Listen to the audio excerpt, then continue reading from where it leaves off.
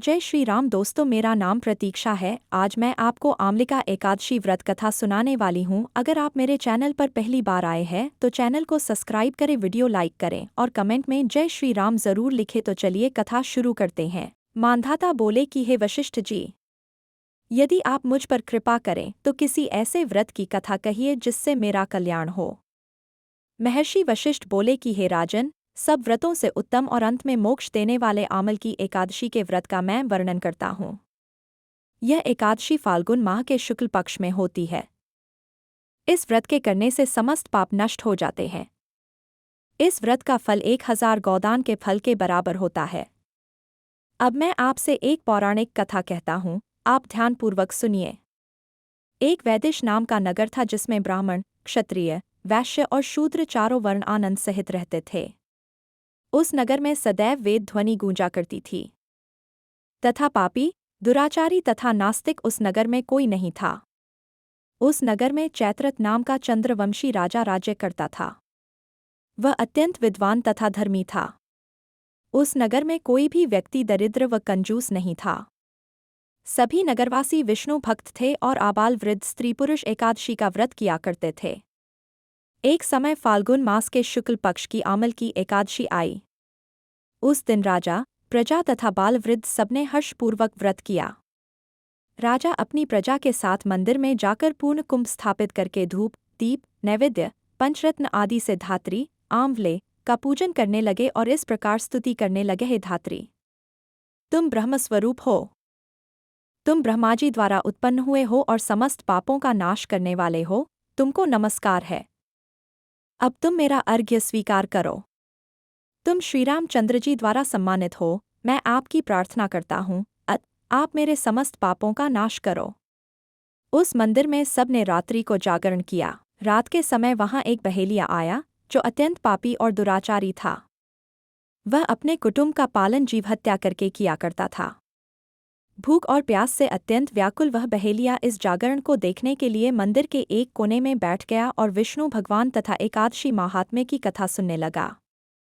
इस प्रकार अन्य मनुष्यों की भांति उसने भी सारी रात जागकर बिता दी। प्रात काल होते ही सब लोग अपने घर चले गए तो बहेलिया भी अपने घर चला गया। घर जाकर उसने भोजन किया। कुछ समय बीतने के पश्चात उस बहेलिये की मृत्यु हो गई। मगर उस आमल की एकादशी के व्रत तथा जागरण से उसने राजा विदुरथ के घर जन्म लिया और उसका नाम वसुरथ रखा गया। युवा होने पर वह चतुरंगिनी सेना के सहित तथा धनधान्य से युक्त होकर 10,000 ग्रामों का पालन करने लगा। वह तेज में सूर्य के समान, कांति में चंद्रमा के समान, वीरता में भगवान विष्णु के समान और क्षमा में पृथ्वी के समान था। वह अत्यंत धार्मिक, सत्यवादी, कर्मवीर और विष्णु भक्त था। वह प्रजा का समान भाव से पालन करता था। दान देना उसका नित्य कर्तव्य था। एक दिन राजा शिकार खेलने के लिए गया। दैवयोग से वह मार्ग भूल गया और दिशा ज्ञान न रहने के कारण उसी वन में एक वृक्ष के नीचे सो गया। थोड़ी देर बाद पहाड़ी म्लेच्छ वहां पर आ गए और राजा को अकेला देखकर मारो मारो शब्द करते हुए राजा की ओर दौड़े। म्लेच्छ कहने लगे कि इसी दुष्ट राजा ने हमारे माता, पिता, पुत्र, पौत्र आदि अनेक संबंधियों को मारा है तथा देश से निकाल दिया है। इसको अवश्य मारना चाहिए। ऐसा कहकर वे म्लेच्छ उस राजा को मारने दौड़े और अनेक प्रकार के अस्त्र शस्त्र उसके ऊपर फेंके। वे सब अस्त्र शस्त्र राजा के शरीर पर गिरते ही नष्ट हो जाते और उनका वार पुष्प के समान प्रतीत होता।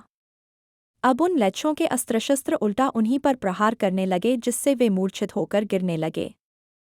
उसी समय राजा के शरीर से एक दिव्य स्त्री उत्पन्न हुई। वह अत्यंत सुंदर होते हुए भी उसकी भ्रिकुटी टेढ़ी थी। उसकी आंखों से लाल लाल अग्नि निकल रही थी जिससे वह दूसरे काल के समान प्रतीत होती थी।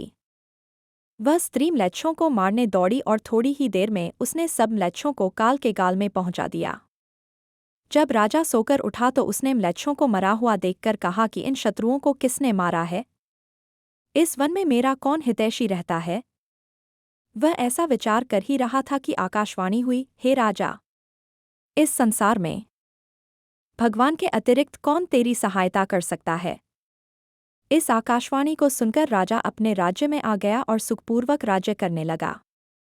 महर्षि वशिष्ठ बोले कि हे राजन, यह आमल की एकादशी के व्रत का प्रभाव था। जो मनुष्य इस आमल की एकादशी का व्रत करते हैं वे प्रत्येक कार्य में सफल होते हैं और अंत में विष्णुलोक को जाते हैं।